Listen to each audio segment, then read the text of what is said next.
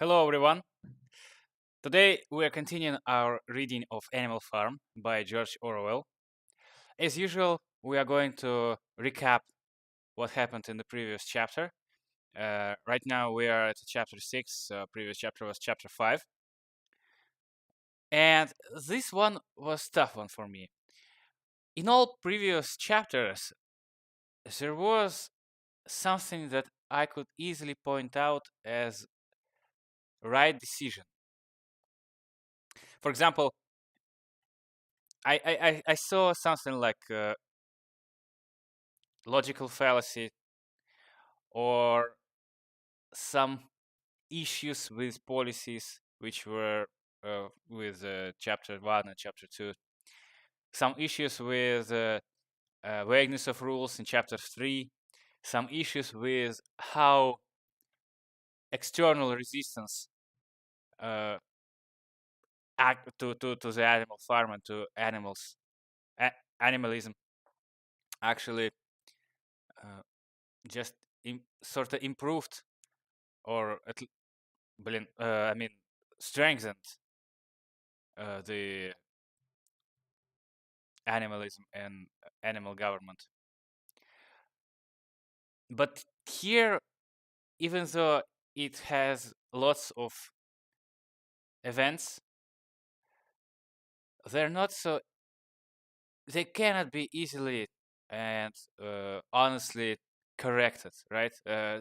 It's not like there are some mistakes that could be easily avoided and whatnot. And this is exactly the issue, right? At this point, it looks like nothing can be done. So Napoleon overthrows the triumvirate, the combined rule of his and of Snowball's. An animal farm is now ruled under Napoleon's dictatorship.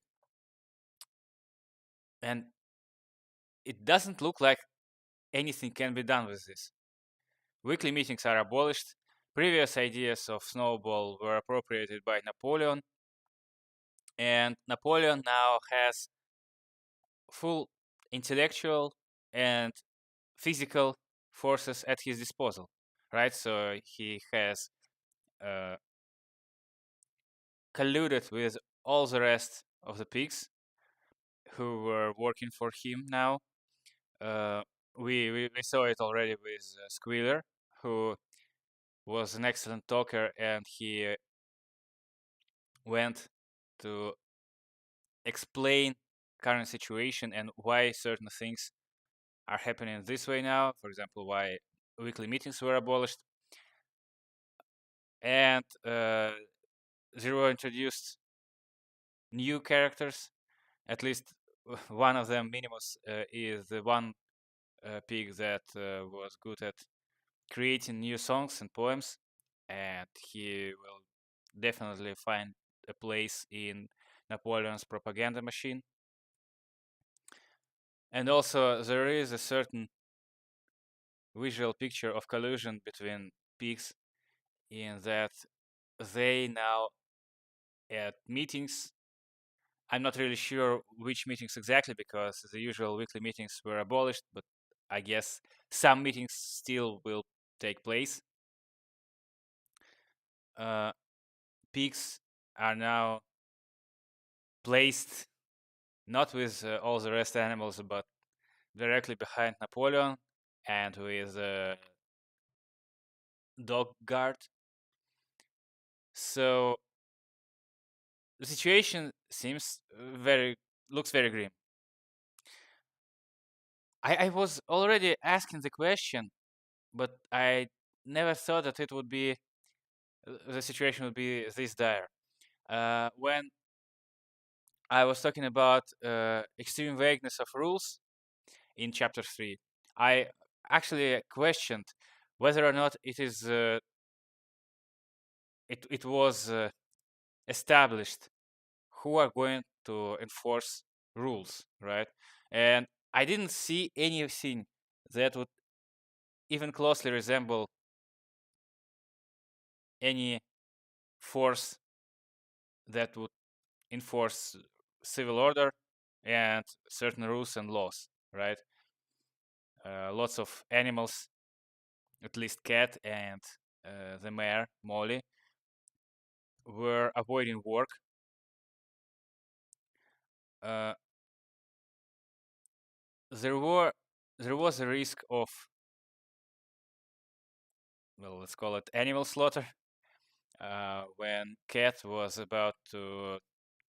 trying to convince sparrows to land on her paws, and in one of the commandments it was strictly prohibited to kill and harm other animals. But if such thing would happen, who would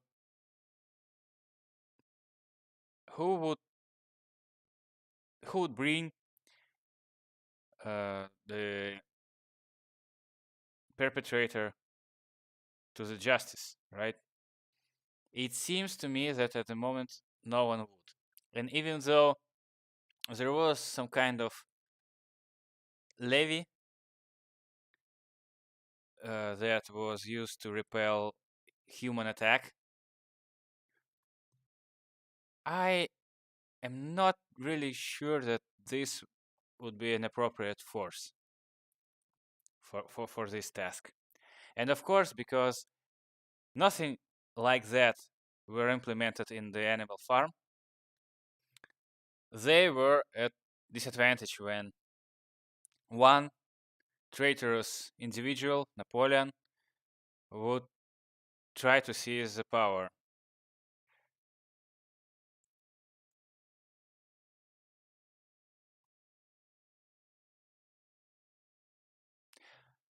I'm trying to point. I'm trying to find when Snowball himself could have prevented this. Snowball was at the highest position. He and Napoleon were the top brains in the whole farm. And while I can understand that Snowball was actually fantasizing about some future projects, bright future plans for the windmill and whatnot, he didn't bother to establish some rules that would limit his own power. Uh, on the other hand, why would he, right? He was in the collusion with other pigs when it was about taking all the milk and all the apples. Maybe the thought didn't occur to him, but now it is going to be his own demise, because now he is expelled from the animal farm. And where would he go? I doubt that he would find any peace anywhere now. I I think that people would see him in best case scenario, they would see him just as another pig, and eventually they slaughter him. But they also might, I don't know how much this interaction between people and animals, how much of it, what exactly, in what character the interactions between people and animals in this novel would go, because, well, I repeatedly have to suspend my disbelief even further and further, because at first I thought that it would be only about animals that are talking to other animals, but now people can actually understand what animals sing about, and they try to spread counter propaganda among their own animals. So I don't really understand exactly how the rules of interaction between humans and animals established in this novel. But to know, it's not a great concern at the moment. So when I was talking about that extreme vagueness that haunted the animal farm in its earlier days. And I said that pigs took all the milk and all the apples without any justification except verbal, without any numbers, without actually any rations and whatnot. They sort of implied an absolute rule of pigs over the animal farm. And even though there was two rulers at the end, Snowball and Napoleon, which sort of proposed an opportunity for democracy, because, well, not not one of them was able to impose their will on each other, and all of the ideas were taken to the vote, even though Napoleon, to some success, manipulated with sheep and make them disturb the meetings at the time of Snowball's monologues, let's call it that.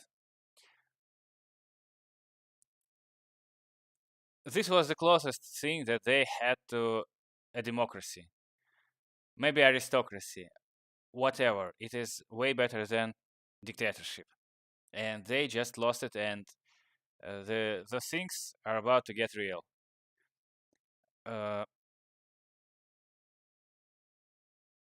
From now on, they are the animals. They have to choose between bad and worse, because at one point they might want to object to orders of Napoleon. They might want to object to his propaganda, but I don't really see how they would do that. And even before that, who of them would really understand that? Because of all animals, the only animal who was as smart as pigs, at least it was established here, was the old donkey Benjamin, and he is more or less consumed by survival instincts, and he wants to remain under the sun after whatever happens on the farm in terms of the government. So I'm not really sure that he would be the character, that type of character who would lead a rebellion against such betrayal that Napoleon just committed.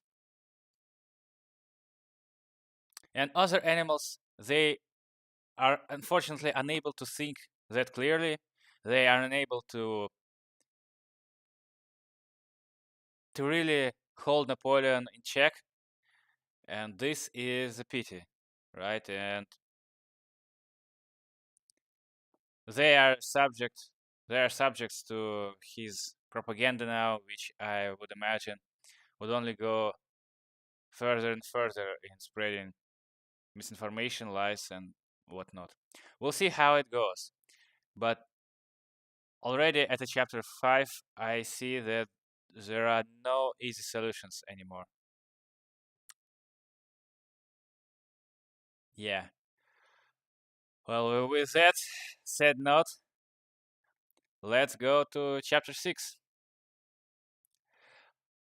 All that year the animals worked like slaves, but they were happy in their work. They grudged no effort or sacrifice, well aware that everything that they did was for the benefit of themselves and those of their kind who would come after them, and not for a pack of idle, thieving human beings. Throughout the spring and summer, they worked a 60-hour week. Oh man. And in August, Napoleon announced that there would be work on Sundays afternoons as well. This work was strictly voluntary, but any animal who absented himself from it would have his rations reduced by half. Even so, it was found necessary to leave certain tasks undone. What? The harvest was a little less successful than in the previous year, and two fields which should have been sown with roots in the early summer were not sown because the plowing had not been completed early enough. It was possible to foresee that the coming winter would be a hard one.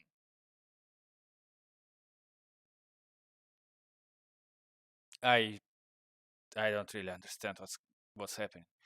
So there is so much work that they have to work 60-hour work week, and sometimes even they have to work on Sundays.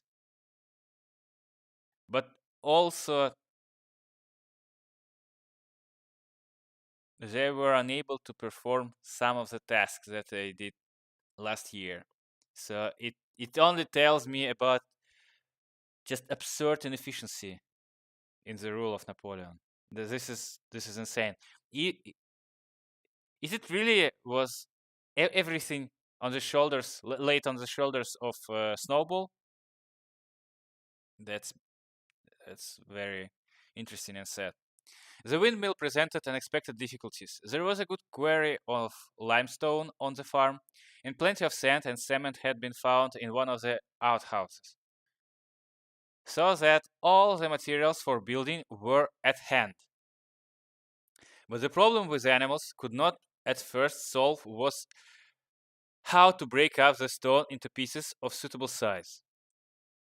There seemed no way of doing this except with picks and crowbars, which no animal could use because no animal could stand on his two hind legs. Only after weeks of vain effort did the right idea occur to somebody, namely to utilize the force of gravity. Huge boulders, far too big to be used as they were lying all over the bed of the quarry. The animals slashed ropes around these, and then all together cows, horses, sheep, any animal that could lay hold of the rope, even the pigs sometimes joined in and at critical moments. They dragged them with desperate slowness up the slope to the top of the quarry, where they were toppled over the edge to shatter to pieces below. Transporting the stone when it was once broken was comparatively simple. The horses carried it off in cartloads, the sheep dragged single blocks, even Muriel and Benjamin yoked themselves into an old governess cart and did their share. By late summer, a sufficient store of stone had accumulated, and then the building began under the superintendence of the pigs. But it was slow, laborious process. Frequently, it took a whole day of exhausting effort to drag a single boulder to the top of the quarry, and sometimes, when it was pushed over the edge, it failed to break. Nothing could have been achieved without Boxer, whose strength seemed equal to that of all the rest of the animals put together.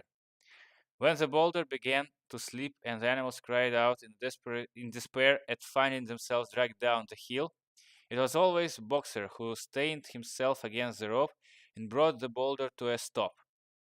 To see him toiling up the slope inch by inch, his breath coming fast, the tips of his hoofs clawing at the ground, and his great sides matted with sweat, filled everyone with admiration.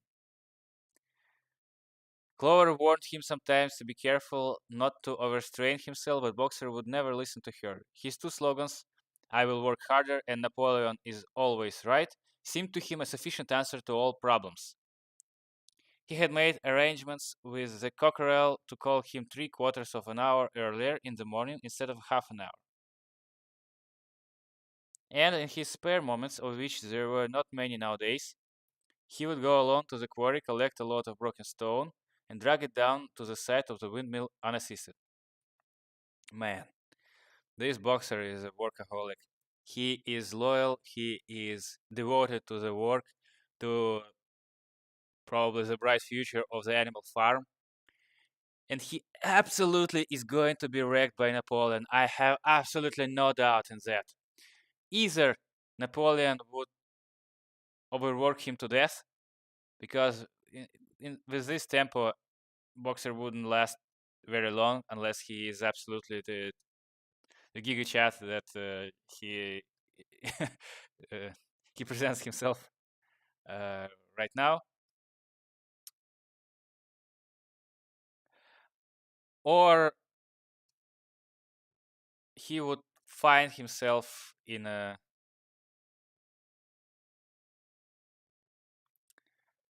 Napoleon will find something why the boxer is a criminal or betrayer or not loyal enough or whatnot, because those who are devoted and admire it, scratch that, those who are admired,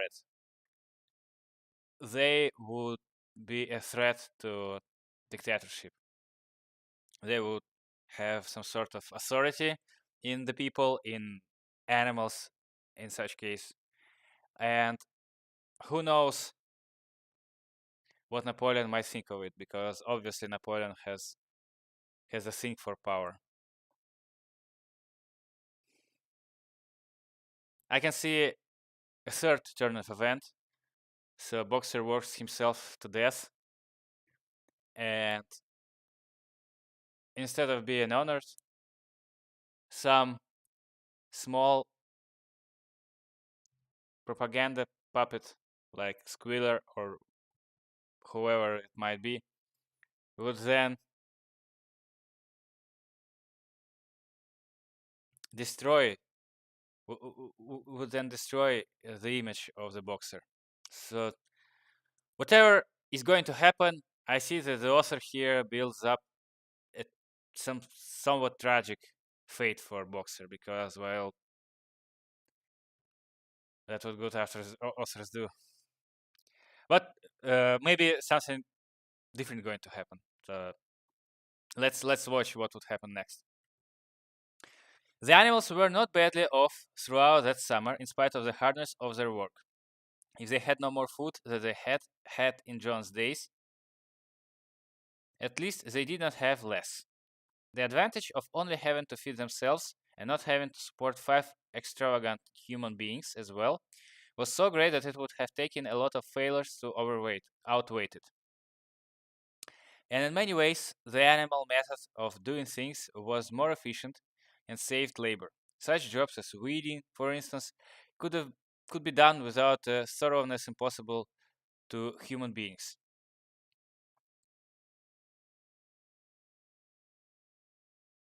Could be done with a thoroughness impossible to human beings. And again, since no animal now stole, it was unnecessary to fence off pasture from arable land, which saved a lot of labor on the upkeep of hedges and gates. Nevertheless, as the summer wore on, various unforeseen shortages began to make themselves felt. There was need of paraffin oil, nails, string, dog biscuits, and iron for the horses' shoes, none of which could be produced on the farm. Later, there would also be need for seeds and artificial manures, besides various tools, and finally the machinery for the windmill. How these were to be procured, no one was able to imagine.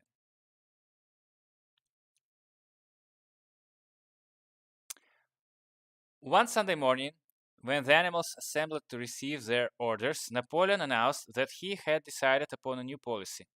From now onwards, Animal Farm would engage in trade with the neighboring farms. Not, of course, for any commercial purpose, but simply in order to obtain certain materials which were urgently necessary.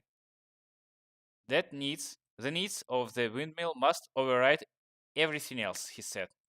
He was therefore making arrangements to sell a stack of hay and part of the current year's wheat crop, and later on, if more money were needed, it would have to be made up by the sale of eggs, for which there was always a market in Wellington. The hens, said Napoleon, should welcome this sacrifice as their own special contribution towards the building of the windmill. Okay, I'm gonna need to scroll all the way to the top and find the commandments. I certainly remember that Major said that no animal should participate in trade. But did that actually went into the final commandments? I don't remember. And apparently it didn't. Okay, good.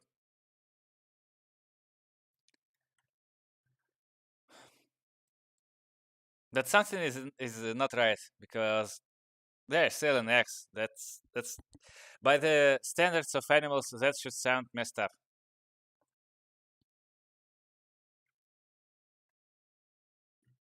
Welcome. This sacrifice as their own special contribution. I always like when others, or especially someone in charge, would ask people who have to obey him to sacrifice themselves or sacrifice something of themselves.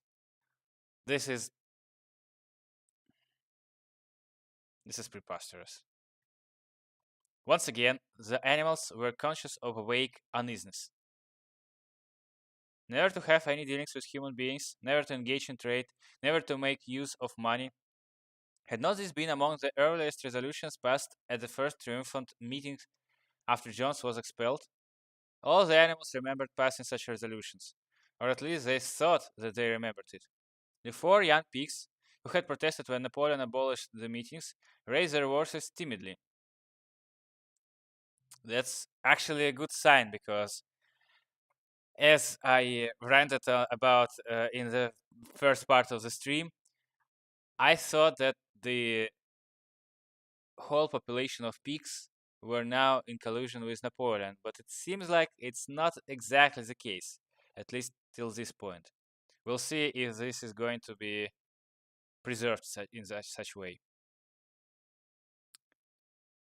But they were promptly silenced by a tremendous growling from the dogs. Then, as usual, the sheep broke into 4 legs good, 2 legs bad, and the momentary awkwardness was smoothed over. Finally, Napoleon raised his trotter for silence and announced that he had already made all the arrangements. There would be no need for any of the animals to come in contact with human beings, which would clearly be most undesirable. He intended to take the whole burden upon his own shoulders. And Mr. Wimper, a solicitor living in Willingdon, had agreed to act as an intermediary between Animal Farm and the outside world, and would visit the farm every Monday morning to receive his instructions. Napoleon ended his speech with his usual cry of "Long live Animal Farm," and after the singing of the Beasts of England, the animals were dismissed. Interesting. Afterwards, Squealer made a round of the farm and set the animals' minds at rest. He assured them that the resolution against engaging in trade and using money had never been passed or even suggested. It was pure imagination, probably traceable in the beginning to lies circulated by Snowball. Man. A few animals still felt faintly doubtful, but Squealer asked them shrewdly, "Are you certain that this is not something that you have dreamed, comrades? Have you any record of such a resolution? Is it written down anywhere?" And since it was certainly true that nothing of the kind existed in writing, the animals were satisfied that they had been mistaken. Well, at least it wasn't in the in Seven Commandments. And what would happen with rules that are written down, actually on the barn wall? We'll see. Every Monday, Mr. Wimper visited the farm as had been arranged. He was a sly-looking little man with side whiskers, a solicitor in a very small way of business, but sharp enough to have realized earlier than anyone else that Animal Farm would need a broker, and that the commissions would be worth having.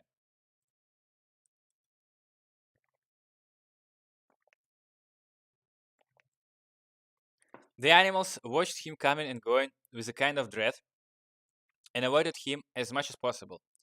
Nevertheless, the sight of Napoleon on all fours, delivering orders to Wimper, who stood on 2 legs, roused their pride and partly reconciled them to the new arrangement.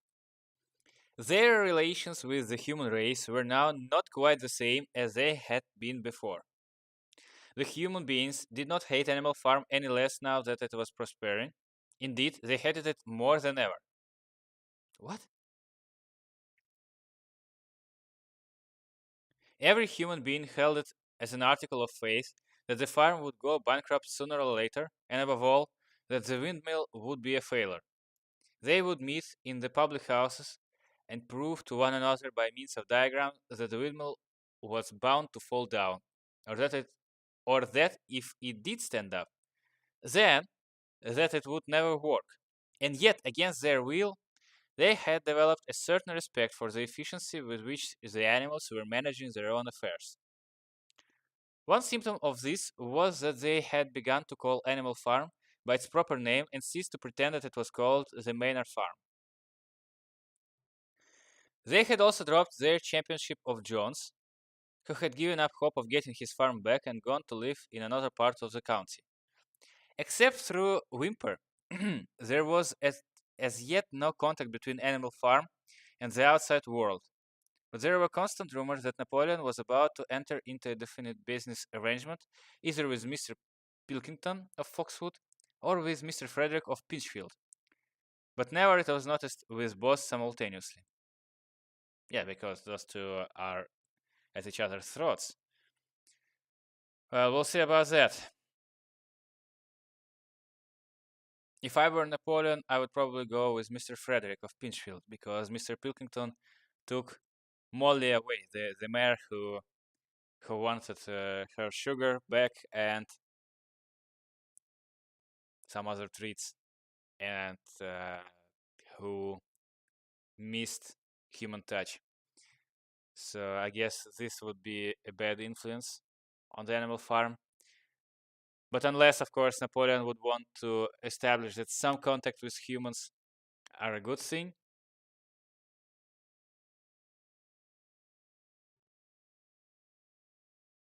In that case, Molly would be a perfect example. Let's see. It was about this time that the pigs suddenly moved into the farmhouse and took up their residence there. Oh man. Again, the animal seemed to remember that a resolution against this had been passed in earlier days, and again Squealer was able to convince them this was not the case. It was absolutely necessary, he said, that the pigs, who were the brains of the farm, should have a quiet place to work in. It was also more suited to the dignity of the leader, for of late he had taken to speaking of Napoleon under the title of leader, to live in a house than in a mere sty. Nevertheless, some of the animals were disturbed when they heard that the pigs not only took their meals in the kitchen and used the drawing rooms as a recreation room, but also slept in beds.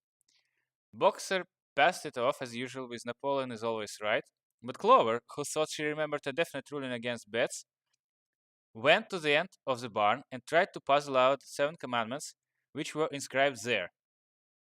Finding herself unable to read more than the individual letters, she fetched Muriel. Muriel, she said, read me the 4th commandment. Does it not say something about never sleeping in bed? With some difficulty, Muriel spelled it out. It says, no animal shall sleep in a bed with sheets, she announced finally. Is it the... I'm gonna need to check. I don't believe it. I'm gonna need to check it. No animal shall sleep in bed. Did they change it?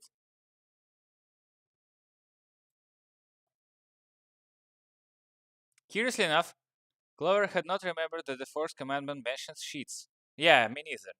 But as it was there on the wall, it must have done so. And Squealer, who happened to be passing at this moment, attended by 2 or 3 dogs, was able to put the whole matter in its proper perspective. You have heard then, comrades, he said, that we pigs now sleep in the beds of the farmhouse? And why not? You did not suppose, surely, that there was ever a ruling against beds? A bed merely means a place to sleep in. A pile of straws in a stall is a bed, properly regarded. The rule was against sheets, which are a human invention. We have removed the sheets from the farmhouse beds and sleep between blankets. And very comfortable beds they are too. But not more comfortable than we need, I can tell you, comrades, with all the brain work we have to do nowadays. You would not rob us of our repose, would you, comrades? You would not have us too tired to carry out our duties? Surely none of you wishes to see Jones back? No, the obvious argument. The animals reassured him on this point immediately, and no more was said about the pigs sleeping in the farmhouse beds. And when sometimes after, it was announced that from now on the pigs would get up an hour later in the mornings than the other animals, no complaint was made about it either. By the autumn, the animals were tired but happy. They had had a hard year, and after the sale of part of the hay and corn, the stores of wood for the winter were none too plentiful, but the windmill compensated for everything. It was almost half built now. After the harvest, there was a stretch of clear, dry weather, and the animals toiled harder than ever, thinking it well worth while to plod to and fro all day with blocks of stone, if by doing so they could raise the walls another foot. Boxer would even come out at night and work for an hour or two on his own by the light of the harvest moon. In their spare moments, the animals would walk round and round the half-finished mill, admiring the strength and perpendicularity of its walls, and marveling that they should ever have been able to build anything so imposing. Only old Benjamin refused to grow enthusiastic about the windmill, though as usual he would utter nothing beyond the cryptic remarks that donkeys live a long time. November came with raging southwest winds. Building had to stop because it was now too wet to mix the cement. Finally, there came a night when the gale was so violent that the farm building rocked on their foundations and several tiles were blown off the roof of the barn.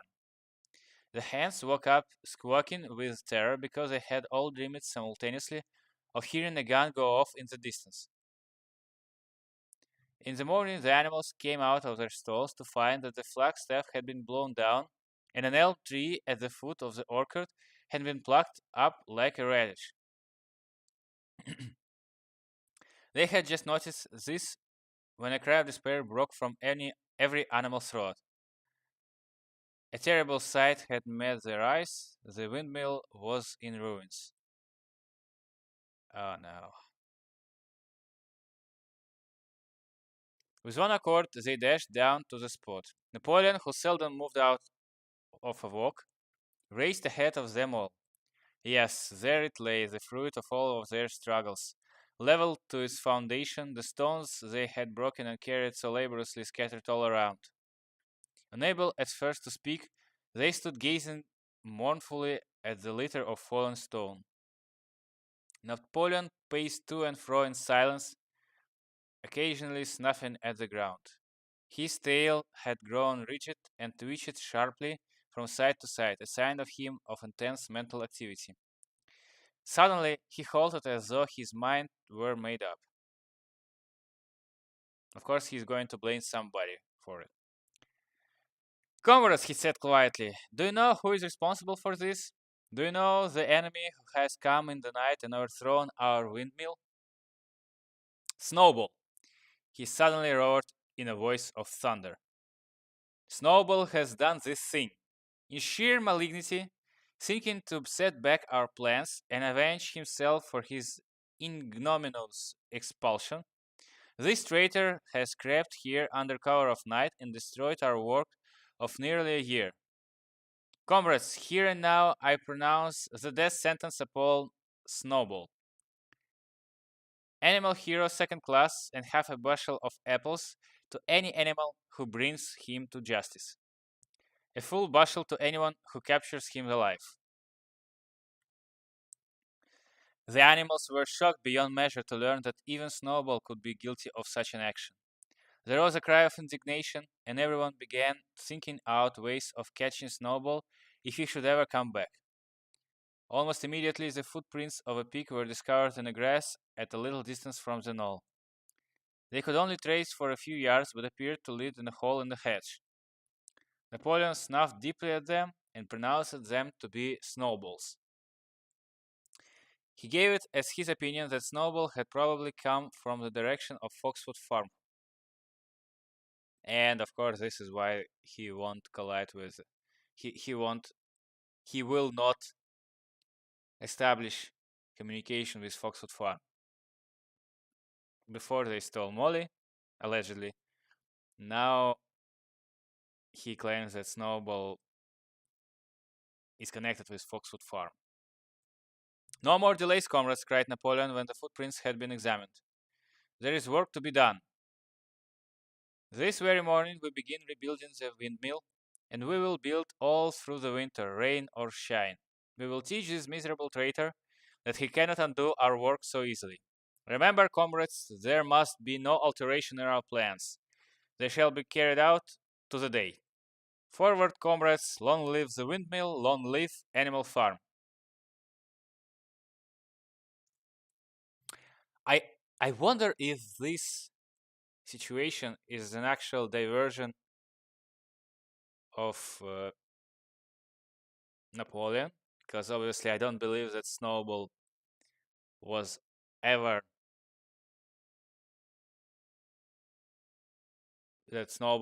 had some intentions to hurt Animal Farm, for which uh,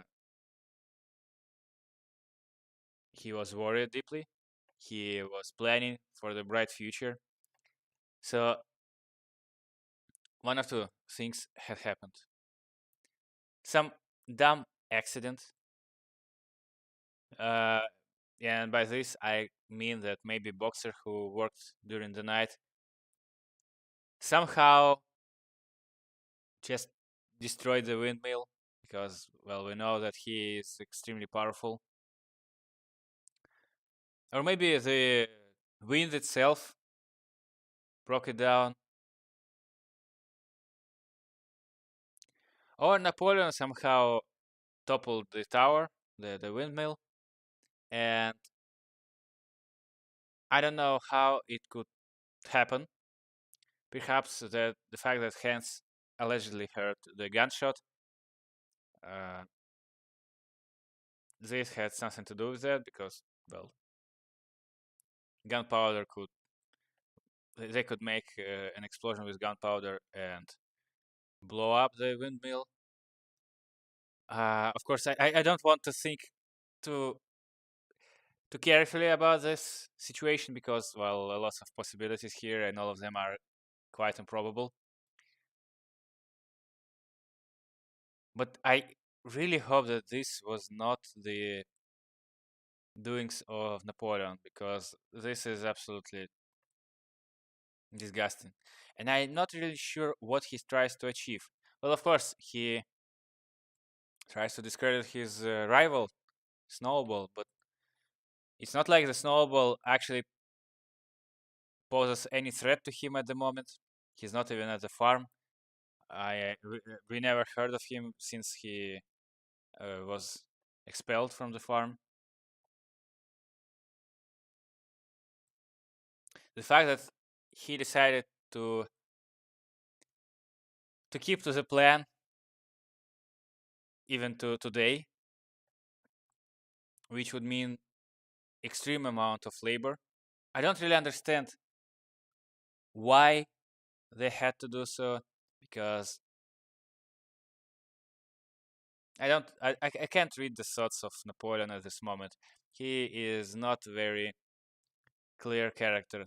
Well, of course, some of his propagandistic attempts are